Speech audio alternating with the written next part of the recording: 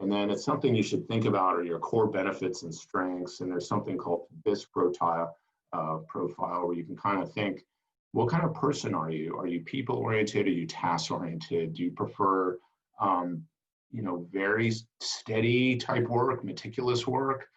Do you like best practices and rules and being accurate? Are you really here involved with taking the initiative and driving results?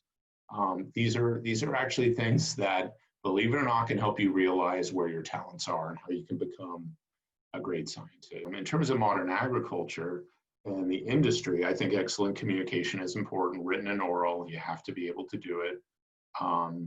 People leadership is important, and we can all be different kinds of leaders. You can be kind of the quiet influencer leader, or you can be the more extrovert collaborator type, but you have to be kind of organized and manage things well.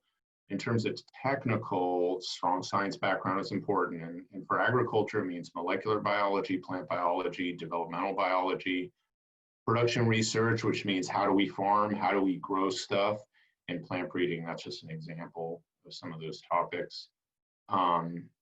There's also all these non-science jobs in agriculture, like finance, legal, engineering, and industry affairs. So you can work in agriculture and not be a scientist. I think it's important to focus on your talents and be persistent no matter what you do. I actually started when I was 19 years old as a farmhand in Israel, working on a kibbutz, which is kind of like a communal farm. And I'd never done agriculture, but I started there and I kind of fell in love with it.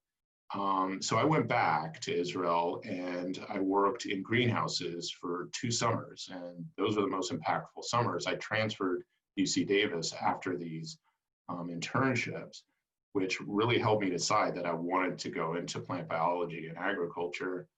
Then I got my first job in biotechnology as a greenhouse manager.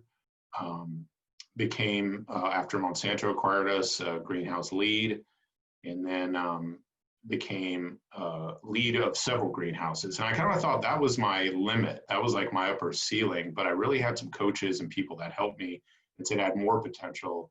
And so I became a scientist and a discovery project lead, and then eventually became a science fellow. And that's really hard to do without a PhD in this big company, but I was able to achieve it.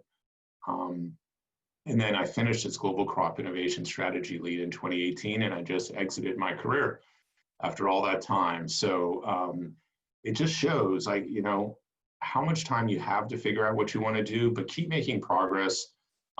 Be honest with yourself about what you like doing and what your talents are. Try and have that honest conversation with yourself. I knew I wasn't going to be the typical PhD academic scientist, but I loved what I did and I kept doing it and had a lot of help along the way.